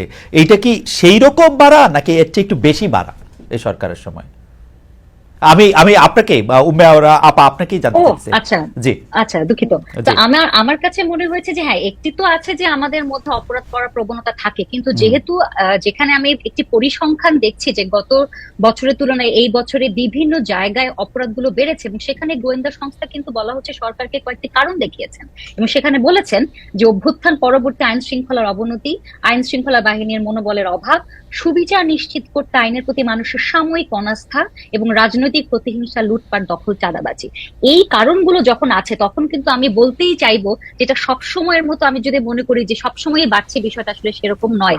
কেন আমি কথাটি বলছি, যে মবের যখন ঘটনাগুলো হচ্ছে, যেমন ধরেন আপনার মনেই থাকবে যে গত মাসে গুলশানের একটি বাড়িতে আগের সরকারের একজন প্রভাবশালী ব্যক্তি ছেলের বাড়ি মনে করে সেখানে কিন্তু মব ঘোষণা দিয়ে লাইভ করে সেই ঘরে ঢুকেছে, তাণ্ডব করেছে, সেখানে কিন্তু পুলিশ ছিল, তারা লাইভ টাইভ করে আবার সুন্দর বের হয়ে চলে গেল। তো আপনি যখন এই ধরনের ঘটনা দেখবেন তখন কিন্তু এই মব যারা ক্রিয়েট করছে, যেটা আপাও বলেছেন যে সো কল্ড, আপনি যেই নামেই বলেন, যেই জনতাই বলেন, তারা কিন্তু উৎসাহিত হচ্ছে। যে আমি যখন দেখছি যে আমি ছাত্র জনতা বলে চাঁদাবাজি করলে, বা আমি মব বলে বা তৌহিদি জনতা বলে কোনো একটি তাণ্ডব করলে, লুটতরাজ করলে, যদিও তারা হয়তো বা না সেই অংশে ছাত্র জনতার অভ্যুত্থানের সাথে হয়তো বা ছিলই না, কিন্তু এই নামটি করে আমি যখন পার পেয়ে যাচ্ছি তখন কিন্তু তার মধ্যে এগুলো করার প্রবণতা বেড়ে যাচ্ছে। এবং এই মব জাস্টিসের কিন্তু প্রকারান্তরে আরো 2টি নাম আছে, স্ট্রিট জাস্টিস এবং জাঙ্গল জাস্টিস। তো এটি কিন্তু পৃথিবীর অন্যান্য অনেক দেশে, আমেরিকা, আফ্রিকার বিভিন্ন দেশেই কিন্তু এই মব জাস্টিস আছে। ইন্ডিয়াতে কিন্তু 2015-তে একজন মুসলমান ব্যক্তিকে গরু খাওয়ার অপরাধে জবাই করে হত্যা করার পরে কিন্তু সেখানে কোর্টও কিন্তু বলেছিল যে এই ধর্মের নামে এই ধরনের মব জাস্টিস করা যাবে না। তো মব জাস্টিস মানুষ তখনই করে যখন মানুষের আসলে বর্তমান বিচার ব্যবস্থার প্রতি অনাস্থাটা তৈরি হয়, এবং মানুষ মনে করে বেনামে একসাথে 15-20 জন যখন থাকবে তাকে কিন্তু লোকেট করতে অনেক অসুবিধা হয়। তো আমি বেনামে থেকেও কিন্তু আমার যে ক্রোধ, আমার যে হিংসা, আমার যে রাগ, সেটিকে কিন্তু আমি কারো উপরে আমি ছেড়ে দিলাম, এবং আমার কিন্তু শাস্তি হলো না। কাজে এটিকে কিন্তু সরকারকে আসলে খুব ভালোভাবে এটিকে ট্যাকেল দিতেই হবে। আচ্ছা, না আমি একটু বলতে চাই, সেটা হলো যে এমনিতে ধরেন অভ্যুত্থানের পরবর্তী সময়ে একটু তো বিশৃঙ্খলা ছিলই, এবং বিশেষ করে আমাদের কিন্তু আইন শৃঙ্খলা রক্ষাকারী বাহিনীকে আমরা সম্পূর্ণভাবে পাইনি অনেকদিন, এখনো পুরোপুরি পুলিশকে পাচ্ছি না। হ্যাঁ, এবং এটা কিন্তু একটা শূন্যতা তৈরি করেছে, যেটা যারা অপরাধ করে আপনি আরো ভালো জানবেন, যে এদের মধ্যে এই ধারণাটা আসছে যে কিছু হবে না। কিন্তু এটা আমি একদম পরিষ্কার ক্লিয়ার বলতে চাই যে এখানে সরকারের দিক থেকে সর্বোচ্চ চেষ্টা করা হচ্ছে। যে আমাদের একটা বড় সমস্যা হচ্ছে যে ধরেন ফ্যাসিবাদীরা যখন ছিল, তারা নির্মম ভাবে কিছু দমন করতে গিয়ে বা করতে গিয়ে অনেক বল প্রয়োগ করতে পারতো। আমাদের এখানে বল প্রয়োগের ক্ষেত্রে একটু যেহেতু মানে কম করার চেষ্টা আছে, সেখানে ওরা প্রশ্রয় পাচ্ছে, এটা আমি বলবো। আমাদের আসলে কিন্তু বড় চিন্তা কিন্তু মব ইয়ে নিয়ে, মব জাস্টিসের নামে। মব জাস্টিস শব্দটাই আসলে খাটে না, এটা মব সন্ত্রাস হয়ে যায়। এবং সেটার মধ্যে নারীরা এবং যারা নাকি সাধারণ মানুষ, তারা অনেকভাবে হচ্ছে আগেকার সরকারের কিছু লোকজন তাদের বাড়িতে হামলা হচ্ছে, আমরা এইভাবে ইয়ে করে মানে সমর্থন করি না যে এটা আইন কেউ হাতে তুলে নেবে, কিন্তু এই ঘটনাগুলো আপনারা নানা গোষ্ঠীর পক্ষ থেকে আপা করছে। আমরা আইন আপনারা সমর্থন করছেন না, কিন্তু প্রোটেক্টও করছেন না আসলে। প্রোটেক্ট করতে পারছি না হয়তো পুরোটা, কিন্তু চেষ্টা আমাদের আছে। আমরা প্রোটেক্ট করছি না এটা আমি মেনে নেব না। প্রোটেক্ট অবশ্যই, যেখানে আমরা যখন খবর পাচ্ছি সেখানেই ছুটে যাচ্ছে এবং সেখানেই আমরা চেষ্টা করছি। হ্যাঁ, আমাদের ঘাটতি আছে, এটা আমি অস্বীকার করব না, ঘাটতি আছে। আচ্ছা, গুজবের প্রসঙ্গটা আবার একটু ওয়ারার কাছে ফিরি, আচ্ছা, কারণ ওয়ারার কাছ থেকে শুনে আমরা আবার ফরিদ আপনার কাছে শুনবো। গুজবের কথা বলা হচ্ছে, প্রফেসর ডক্টর মোহাম্মদ ইউনূসও আজকে গুজবের কথা বলছেন যে সরকার প্রধান তিনি যে গুজব ছড়িয়ে এই জুলাই অভ্যুত্থানের বিরুদ্ধে, এই গুজবটা হচ্ছে পরাজিত শত্রুর মস্ত বড় হাতিয়ার। এই গুজবের পেছনে দিনরাত কাজ করছে বহু অভিজ্ঞ সমর বিশারদ, সীমাহীন অর্থ এর পেছনে নিয়োজিত আছে। আপনি একে আসলে কিভাবে দেখেন? কারণ হচ্ছে যে যাদের উদ্দেশ্যে এই গুজবটা করা হচ্ছে, সেটাকে আমরা কেন এটাকে গুজব বলবো? কারণ একটু চিন্তা করলেই তারা দেখবেন যে এই কথা সত্য না, কিন্তু তারা এটা বিশ্বাস করে বা এটাকে সামনে নিয়ে এটা বলা হচ্ছে বলে যাচ্ছেন যেন এইটা তাদের দরকার ছিল, এই বাহানাটার। তারা কিন্তু এই সত্য মিথ্যাকে আলাদা করতে পারেন, কিন্তু তারা এই গুজবটাকে বিশ্বাস করছেন কারণ ঘটে যাহা তাহা তো সত্য নয়। সত্য হচ্ছে মানে আমি যেটা বিশ্বাস করি সেটাই সত্য, আর আমি তো বিশ্বাস করতে চাইতেছি এইটা, এবং আমার এটা বাহানা দরকার। সরকার এখানে আমাকে সাহায্য করতেছে। সরকার সাহায্য করতেছে কেন? সরকারেরও তো রাগ আসে আওয়ামী লীগের উপরে, সরকারেরও তো রাগ আসে ধরা যাক বিএনপির উপরে। এখন আওয়ামী লীগ বা বিএনপির বিরুদ্ধে গুজব ছড়ায় আমরা যখন আওয়ামী লীগ বিএনপির আক্রমণ করতে চাইছি, বিশেষ করে আওয়ামী লীগের আক্রমণ করতে চাইতেছি, কোন গুজবটার কথা বলছেন? কোন গুজবটার কথা বলছেন আমি জানি না। আমি বলতেছি হচ্ছে যে গুজব যে ছড়ানো হইতেছে তাতে তো আক্রান্ত হইতেছে হচ্ছে আগের সরকারের মানুষ। সরকার তখন প্রোটেক্ট করতেছে না, কারণ সরকার তো এটাকে লাইক করতেছে। তাহলে প্রফেসর ইউনূস কেন বলতেছেন যে এই গুজব দেখলে, এই গুজব হচ্ছে অভ্যুত্থানের পরাজিত শক্তির মস্ত বড় হাতিয়ার? কারণ এই গুজব দিয়ে তো সরকারকে বা এনসিপিকে আক্রমণ করা হচ্ছে না, গুজব দিয়ে আক্রমণ করা হচ্ছে এনসিপির শত্রুদের, সরকারের শত্রুদের। আমি যদি সরলভাবে বলি আর কি, আমি একটু ওয়ারা থেকে শুনি, ফরিদা আপার কাছ থেকে একটু শুনবো। কারণ আমার কাছে মনে হচ্ছে যে গুজব ছড়ায়ে আক্রমণ করা হচ্ছে এনসিপি শত্রুদের, সরকারের শত্রুদের, আওয়ামী লীগের বন্ধুদের। আমি এবার সমীকরণ টানতে পারি কিনা? জি ওয়ারা। আচ্ছা, জি ভাই, হ্যাঁ আমি একটু বলি যে গুজব, দেখেন আমাদের এখন সামাজিক গণমাধ্যমের যুগ, এখন আমাদের ইন্টারনেটের যুগ। 80-র দশকে 90-র দশকে কিন্তু এই সুযোগগুলো অনেক কম ছিল, ইউটিউবের যুগ এখন, তাই না? গুজব তো থাকবে, এটা শুধুমাত্র এখনকার যে অন্তর্বর্তী সরকারের আমল না, এটা গত আওয়ামী লীগ সরকারের ছিল, আগামীতে যে সরকার আসবেন তাদের ক্ষেত্রেও হবে।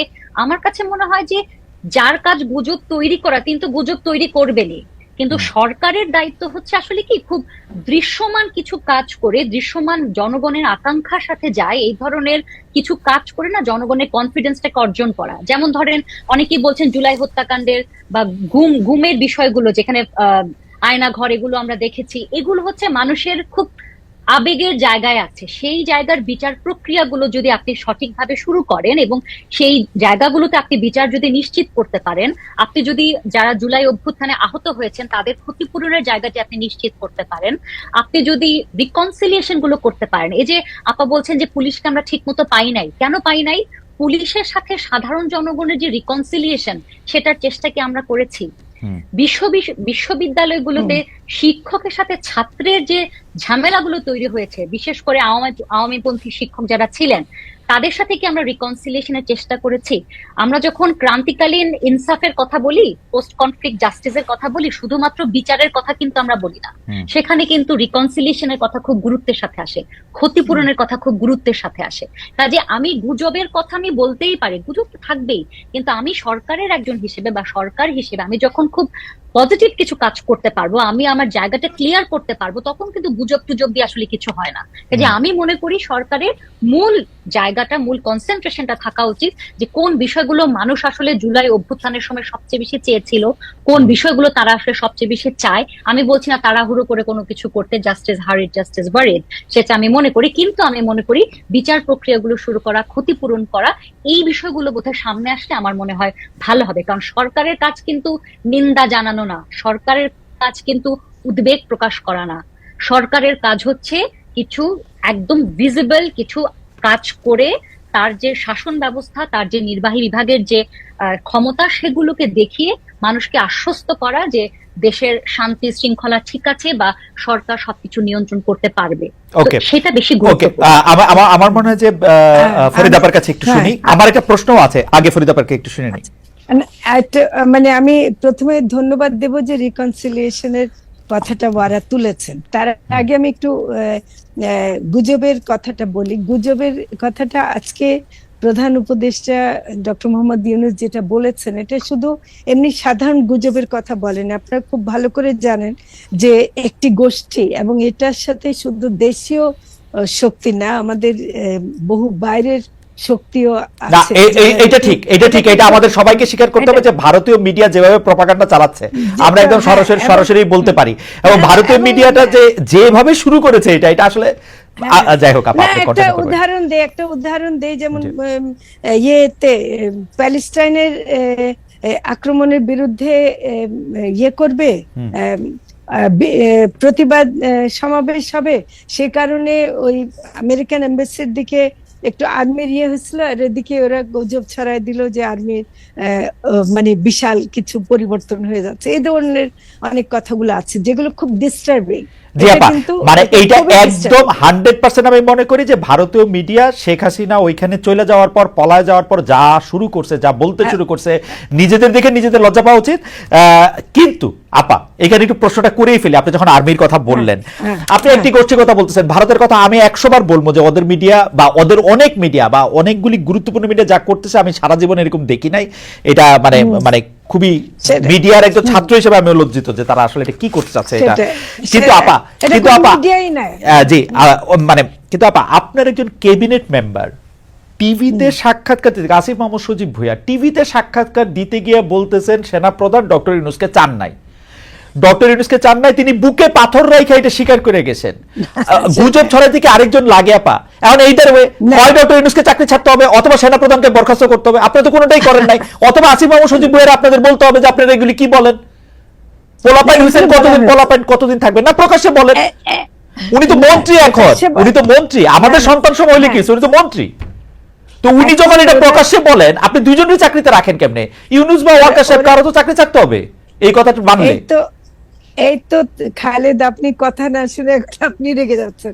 ব্যাপারটা হলো যে আসলে আসিফ মোহাম্মদ সজীব ভুঁইয়া যে কথাটা বলছে, এটা আপনারা জেনেছেন যে অনেক সমালোচিত হয়েছে, এবং এটা আমাদের ভিতরেও অনেক সমালোচনা হয়েছে। কারণ এই কথাটা আসলে সরকারের কথা না, এবং সরকারের পক্ষ থেকে হয়ে সে বলেনি, সে তখন মানে তার পুরনো ভূমিকায় চলে গেছে হয়তো, সেজন্য বলেছে। কিন্তু এটা সরকারের কথা কোনো মতেই না, কাজে এটা রাখা না রাখা, এবং তাকে বলা হয়েছে এগুলো, মানে এই ধরনের কথাগুলো আসলে আমরা বিরত থাকব।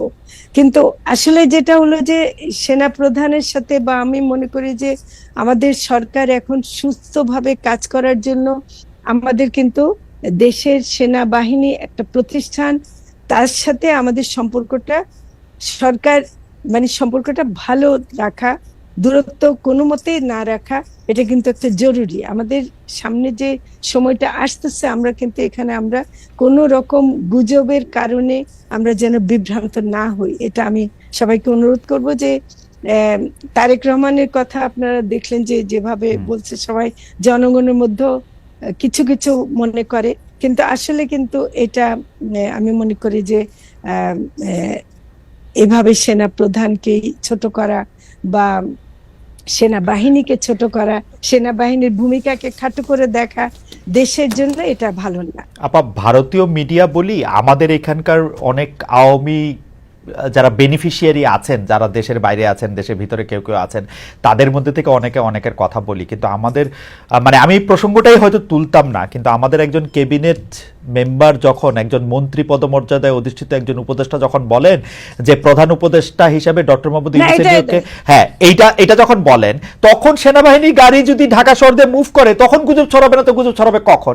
এখন ঘটেছে যে প্রধান উপদেষ্টা আমাদেরকে বকে দিলেন যে আপনারা সাবধানে থাকবেন, তো উনি ওনার ক্যাবিনেট মেম্বারদের বলেন না কেন? না বলেছেন, এটা বলেননি, আপনি কেমনে জানেন? আমি তো বলতে দেখি না, তো আমি তো বলতে দেখি না ওনাকে কিছু।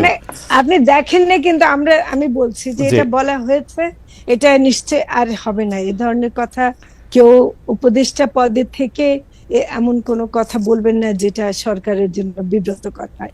আর যেটা হলো যে সেটা মানে যেটা আসলে ঠিক না। তো এটা আমি মনে করি যে আমাদের তরুণরা তো এখন হয়তো তারা উৎসাহে বলে ফেলেছেন, সেটার জন্য আমি মনে করি যে সরকারকে ধরার দরকার নেই। ওকে ঠিক আছে আপা, আমরা পরবর্তী প্রসঙ্গে যাবো। তো ওয়ারা কিছু বলতে চাইছিলেন, সেই জন্য আমরা একটু ওয়ারাকে শুনি যে আপনি এই প্রসঙ্গে কিছু বলতে চাইছিলেন কিনা। না, আমি বলতে চাইছিলাম যে মাঝে মাঝে আসলে একটু স্পষ্ট বিবৃতির প্রয়োজনও আছে সরকারের পক্ষ থেকে, যেটা আপনিও বলছিলেন খালেদ ভাই, যে আমাদেরও মাঝে মাঝে শোনা দরকার। কারণ এই সেনাবাহিনীর বিষয়টি নিয়ে, তাদের ইনভলভমেন্ট নিয়ে, বা সেনাবাহিনী ডক্টর ইউনূসকে চান নাই প্রধান উপদেষ্টা হিসেবে, এই বিষয়গুলো তো আসলে খুবই গুরুত্বপূর্ণ। না, কিন্তু আপা একরকম ব্যাখ্যা দিয়েছেন যে এটা আসলে উনি তরুণ একজন উপদেষ্টা আসে নাই, কিন্তু হয়তোবা ওনারা নিজেদের মধ্যে কথা বলেছেন। কিন্তু আমার মনে হয় যে তরুণ হলেও, আপা যেটি বলছিলেন, তরুণ হলেও মুশকিল কি, উনি তো এখন একজন মন্ত্রী পদের একজন আছেন। না, আমি ধরেন যারা এটা আমাদেরও মানে একটা মানে ক্ষতি হয়ে গেল, কিন্তু এটা আমি তরুণ বলছি, ভুল তো যখন হয়েছে, মানে তাকে আমি তো সে তরুণ একেবারে তাকে সেই কথাটা একটু মাথায় রাখছি। আচ্ছা, আমরা যদি একটু ওয়ারা, আপনি যদি একটু অনুমতি দেন, তাহলে আমরা যদি একটু পরবর্তী মানে প্রশ্নের মধ্যে যাই, যে ওরা আপনি কি মনে করেন, আমরা অনেকগুলি কারণ বলতেছিলাম, আপনি কি মনে করেন যে সরকারের এখন কোন উদ্যোগটা, মানে আমরা আসলে পরিসংখ্যানের দিকে তাকাতে চাই না, কারণ আওয়ামী লীগের আমলে একটা বিপদ ছিল কি, আওয়ামী লীগ হচ্ছে সবকিছুর পাশাপাশি পরিসংখ্যানও বানাতে পারতো অনেক, এবং সেই পরিসংখ্যান কখনো ইতিবাচক কখনো নেতিবাচক, যখন যেটা দরকার সেটা তারা নানাভাবে ম্যানিপুলেট করছে কিন্তু, এবং মিডিয়াকে দিয়ে। এখন আমরা আপনার কি একজন অপরাধ বিজ্ঞানী হিসেবে আপনি কি এইটা এখন একটু বলবেন যে আসলে সরকার কোন উদ্যোগগুলি এখন প্রকাশ্যে নিলে, বা কোন কথাগুলি এখন প্রকাশ্যে বললে মানুষের মধ্যে যে পারসেপশনের ক্ষেত্রে যে মানুষের মধ্যে যে ভীতিটা আছে সেইটা একটু কাটবে? মানে আমি এখন, মানে আমার এক বন্ধু বলতেছে কি, উনি মোহাম্মদপুরে থাকে, উনি বলতেছেন কি যে আপা আপনার কাছাকাছি থাকে, উনি বলতেছেন কি থানা থেকে নাকি উনার আরেক বন্ধু বলছে পুলিশ যে 2000 টাকার বেশি না নিয়ে রাত্রেবেলা, 2000 টাকার বেশি নিয়ে রাত্রেবেলা বাইরে হিস না। মানে এটা কিন্তু মোহাম্মদপুরে বা আপা যে জায়গায় থাকেন বা তার আশেপাশে যে আমার বন্ধু থাকে, তাদের জন্য এটা কখনো তারা এটা শুনেন নাই, মানে এটা তাদের এরকম এই যে পারসেপশনটা। আর মেয়েদের বাইরে বাইরে হওয়া নিয়ে তো আপনারাই জানেন, আপা ভালো জানেন, ওরা আপনি ভালো জানেন সেটা নিয়ে কি চলতেছে, এই পারসেপশনটা কিভাবে একটু ইতিবাচক করা যায় সরকারের কোন উদ্যোগের ফলে?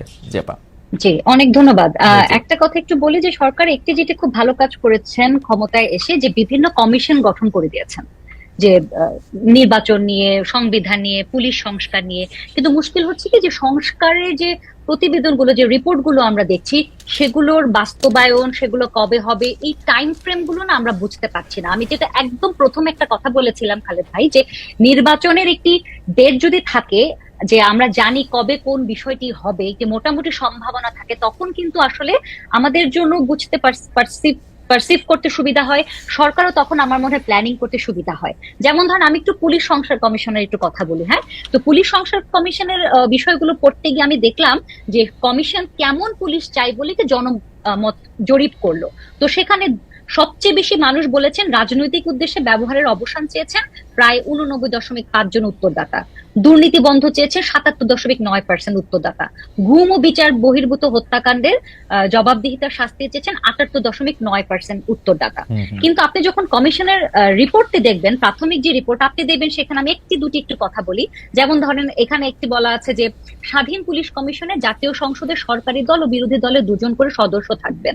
সেখানে বলা হয়েছে পুলিশের দুর্নীতি প্রতিকারে সর্বদলীয় কমিটির ওয়াচডগ হিসেবে কাজ করার কথা বলা হয়েছে। এই ওয়াচডগে কে থাকবেন, কারা থাকবেন, কিছু বলা হয় না। সেখানে বলা হয়েছে যে রাতের বেলায় গৃহ তল্লাশির ক্ষেত্রে পুলিশের সাথে স্থানীয় গণ্যমান্য ব্যক্তির উপস্থিতি নিশ্চিত করতে হবে। সাধারণভাবে তো গণ্যমান্য ব্যক্তি আমাদের দেশে একজন রাজনৈতিক ব্যক্তিই হন। কাজে এই বিষয়গুলো যদি থাকে, পুলিশের নিয়োগ পদোন্নতি এগুলোতে যদি আপনি ক্ল্যারিটি না নেন, আপনি যদি রাজনৈতিক প্রভাব মুক্ত না করেন, তাহলে কিন্তু আসলে এই যেই সংস্কারের কথা আমরা বলছি সেটি কিন্তু সম্ভব হবে না। কাজে আমি মনে করি যে আপনি যেটি বলছিলেন দৃশ্যমান যে কাজগুলো প্রথমেই করতে হবে, পুলিশ ব্যবস্থাকে আসলে ঢেলে সাজাতে হবে। আপনি রাজনৈতিক প্রভাব মুক্ত, দুর্নীতি মুক্ত, জবাবদিহিতা নিশ্চিতকরণ যেগুলো মানুষ চাইছে, জনমত জরিপে আসছে, সেগুলো নিশ্চিত করতে কিন্তু হবে। কিন্তু কিন্তু ম্যাডাম, আপনার কাছে কি মনে হয় না যে আমি ওয়ারা আপনার কাছে জানতে চাইছি যে আপনার কাছে কি মনে হয় না যে এই পুলিশ বাহিনীকে ঢেলে সাজানোর কথা আমরা মুখে যেরকম করে বলবো, একটা বাহিনী যে 53 বছর ধরে একরকম ভাবে গড়ে উঠেছে তাকে ঢেলে সাজানো মানে যে ইট টেক্স টাইম। এটা তো সরকার আরো 10টা কাজের পাশাপাশি এই কাজটা করতে হলে ওকে তো আমাদের টাইম দিতে হবে। আমরা তো সেই টাইম দিতে আবার রাজি না। আমরা তো বলতেছি ইলেকশন করো, ইলেকশন করে এর মধ্যে চলে যাও। তো সেটা আমরা ওরা যেমন কেমনে ধরেন করবে? 7 মাস 8 মাস হয়েছে, আমি আপনার কথা ফুললি এগ্রি করি যে আমি বলছি না যে ম্যাজিকের মতো আলাদিনের চেরাগ নিয়ে এসে হঠাৎ করে পুলিশ অন্যরকম ব্যবহার করা শুরু করবে। পুলিশের সবচেয়ে বড় মানুষের সাথে সমস্যাটা কোন জায়গায়? পুলিশের ব্যবহার। আপনি যখন কাউকে পুলিশের কথা বলবেন, প্রথম চিন্তা কিন্তু আমার মাথায় আসবে না যে পুলিশ সাহায্যকারী, পুলিশের কাছে আশ্রয় নেওয়া যায়। প্রথমে আমার মাথায় আসবে পুলিশ বোধহয় পেটাবে, পুলিশ বোধহয় আমাকে বিপদে ফেলবে। তো এই যে আমাদের সাইকি, আমাদের মানে জনমনে যে পুলিশকে নিয়ে যে একটা ভয় এবং ভীতি আছে, এটাকে না পরিবর্তন করতে হবে। এখন আপনি যদি বলেন এটা দীর্ঘ সময় লাগবে, এটা শুরু তো কোনো জায়গা থেকে শুরু করতে হবে। এখন আপনি দেখছেন পুলিশ সুযোগ পেলেই শ্রমিককে পেটাচ্ছে, বাম দলের কিছু ছাত্রদের বিরুদ্ধে মামলা করে দিচ্ছে। আমি একটু বলি আপা, পুলিশ যখনই আমরা বলছি যে পুলিশের মনোবল দুর্বল হয়ে গেছে, কিন্তু আবার যখনই সুযোগ পাচ্ছে ধরে ধরে পেটাচ্ছে যারা রাজনৈতিক ভাবে, সামাজিক ভাবে, অর্থনৈতিক ভাবে একটি দুর্বল অবস্থায় আছেন। আরেকটি কথা আমি বারবারই বলতে চাই যে এতগুলো কমিশন হয়েছে কিন্তু আমরা কিন্তু কোনো পিস এবং রিকনসিলিয়েশন কমিশন দেখি নাই। এটা কেন দরকার? ওই যে আমি বললাম যে জনগণের সাথে পুলিশের রিকনসিলিয়েশন, শিক্ষকের সাথে আপা নিশ্চয়ই বলবেন, কিন্তু ওয়ারাপা আমি একটু বলি, এই সরকারের জন্য মানে রিকনসিলিয়েশন কোনো একটা কিছু করাও ওদের জন্য একটু, আমরা তখন বলতে শুরু করব ওরা আওয়ামী লীগকে পুনর্বাসন করতেছে। তো সেটা একটা না না, সেটা একটা গণতান্ত্রিক, সেটা একটা মানুষের ভোট নিয়ে যারা আসবে সেইটা মানুষের মতামত নিয়ে এটা করা উচিত বলে এটা আমার মতামত আর কি। আপা আপনি আমাদের একদম সময় নাই, এটা যদি একটু ফরিদা আপা আগে একটু যদি বলতে দেন। আপনি কি যে আপা আপনার দিকে না, আমি যেটা মনে করি যে এই যে আপনি বললেন না যে পুলিশের দেখলে পুলিশ সম্পর্কে যে ধারণা, এটা আসলে গত 15 বছরে তো পুলিশকে যে ভূমিকায় দেখেছে মানুষের মন থেকে তো সহজে যাবে না, এবং পুলিশ নিজেও জানে যে সে কি করেছে, ফলে সেও কিন্তু করছেন। তবে এবারে একটা কথা আমি একটু দ্বিমত করব আপনার সাথে, যে পুলিশ সুযোগ পেলেই মারছে, এটা কিন্তু পুরোটা সত্যি না। কারণ আমি বলেছি যারা সামাজিক, রাজনৈতিক ভাবে, অর্থনৈতিক ভাবে যারা অনেক কম ক্ষমতাবান তাদের উপরে পুলিশের আমরা দেখতে পাই। না না, অত বেশি আগের মতো না। এটা আপা একটু জেনারেলাইজ করি আপা, আমি সাংবাদিক হিসেবে যা দেখি, আগেকার আওয়ামী পুলিশ দাড়ি টুপি একটু রাইটিস্ট গ্রুপের কেউ মনে হলেই মারতো, ট্যাগ দিত, ধরে নিয়ে যেত। আর এখনকার পুলিশ দাড়ি টুপি ছাড়া কেউ একটু বাম, একটু কমরেড একটু দেখলেই মারে, শ্রমিক টমি দেখলেই মারে। একমত না, কারণ আমরা ল এন্ড অর্ডার মিটিং গুলো করি, তো তখন দেখা যায় যে সমালোচনা হয় যে পুলিশ যথেষ্ট কেন করছে না এসে। আচ্ছা যাই হোক, এটা আপনার পারসেপশন আর আমার পারসেপশন পার্থক্য হতে, তাই না? কিন্তু আমি বড় একটা কথা বলবো যে শুধু যে জনগণ পুলিশের অ্যাকশন বা এগুলো, অবশ্যই ল এন্ড অর্ডার সিচুয়েশনটা প্রায়োরিটি পাবে, কিন্তু আমাদের জনগণ এখন যে কাজটা আমাদের মনে হয় যে জনগণ চায় এবং আমাদেরকে করতে হবে, সেটা হলো বিচার করা। এই যে অপরাধীদের বিচার করা, গণঅভ্যুত্থানে যে হত্যাকারীদের বিচার করা, আরেকটা যেটা সাধারণ জনগণের সাথে যুক্ত, সেটা হলো দ্রব্যমূল্যকে সহনশীল পর্যায়ে রাখা। এটার জন্য আমরা বেশি কাজ করছি, এটার জন্য মনোযোগ দিতে হচ্ছে। পিস এন্ড রিকনসিলিয়েশন কমিশন করতে হলে সেটা একটা ভিন্নভাবে করতে হতো, যেটা শুরুতে মনে হয়েছিল যে যেগুলো করা দরকার। এখনো কিন্তু নারী কমিশনের রিপোর্ট আসেনি, শ্রম কমিশনের রিপোর্টও আসেনি, কাজে আরো কাজ বাকি আছে। প্লাস যেটা বেশি দাবি, যে সংবিধান নিয়ে আমরা কি করব, সংবিধানকে নতুন করে লিখবো নাকি এটাকে ঠিক করব, এই কাজটাও তো এখনো সিদ্ধান্ত পুরোপুরি হয়নি। তো কাজে আমার মনে হয় কি বেসিক কাজগুলো আমাদেরকে 7 মাস আপনারা খুব দ্রুত গুনে ফেলেন, কিন্তু 7 মাসের মধ্যে যে কত চিন্তা করতে হয়েছে, কত কাজ করতে হয়েছে, কত নতুন ভাবে আসতে হচ্ছে।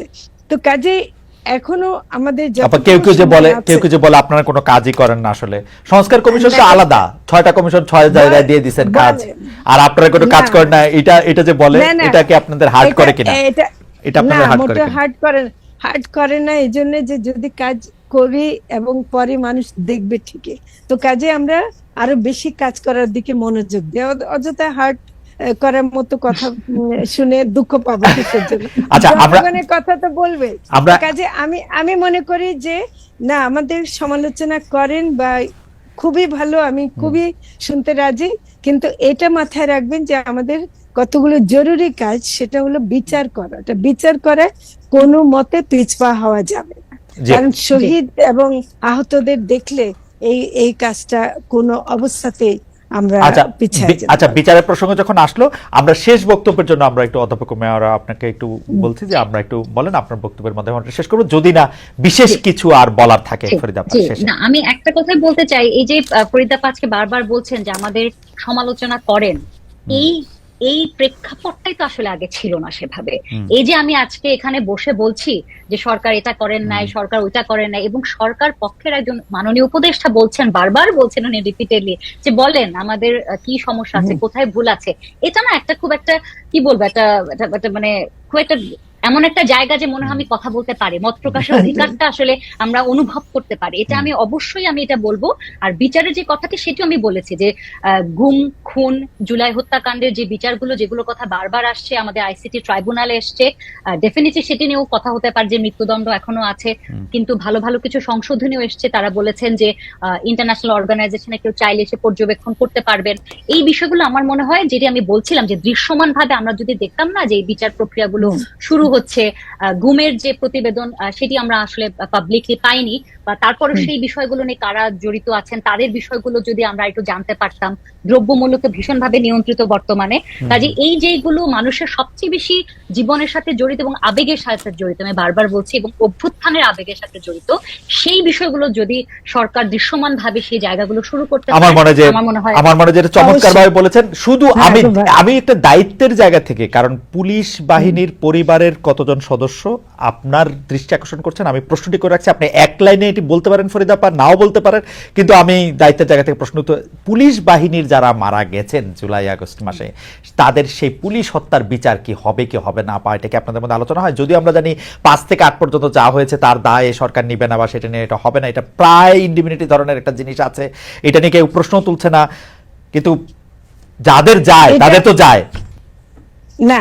আসলে পুলিশদের মধ্যে আমি একটা দেখেছি যে একটা বড় ধরনের ক্ষত আছে, যে তাদের উপরও তাদেরকে মেরেছে, এবং এখনো কিন্তু অনেক জায়গায় যে আন্দোলন হয়, তখন যখন পুলিশ তাদেরকে ঠেকাতে যায়, এই সম্প্রতি একটা ঘটনায় দেখা গেছে পুলিশকে মেরেছে, ওরা কিন্তু এটা সবসময় বলে। এই জিনিসটা আমাদের মধ্যে অত ডিটেইলে আমার সাথে অন্তত হয়নি, কিন্তু আমি মনে করি অন্যায় ভাবে যদি কাউকে, কেউ ফ্যাসিবাদের দোসর হয়ে কাজ করতে গিয়ে যদি মানে তার একটা শিকার হয়েছে, সেটাকে কিভাবে দেখবে সে আলোচনাটা আমাদেরকে করতে হবে, কিন্তু এই মুহূর্তে আমি এর বেশি কিছু বলতে পারছি না। তবে আমি আপনি কম্প্রিহেন্সিভলি বলেছেন ফরিদা আপা, আপনাকে অনেক ধন্যবাদ ওয়ারাপা আপনাকেও। দর্শক, আমাদের অনেকগুলি বিষয়, আসলে 2-3টি খুবই গুরুত্বপূর্ণ বিষয়ের ক্ষেত্রে ফরিদা আপা এবং ওয়ারাপা তাদের মূল্যবান মতামত জানিয়েছেন। আপনারাও অনেকে যুক্ত ছিলেন, যদিও আজকে ভারত এবং বাংলাদেশের মধ্যেকার, বাংলাদেশ এবং ভারতের মধ্যকার একটি ফুটবল ম্যাচ ছিল, সেটিও আপনারা অনেকে দেখেছেন, সেটি ড্র হয়েছে। তবে পরবর্তী অনুষ্ঠানে আপনাদের সবাইকে পরবর্তী অনুষ্ঠানে আমন্ত্রণ জানিয়ে আপনাদের সবাইকে শুভেচ্ছা জানিয়ে শেষ করছি।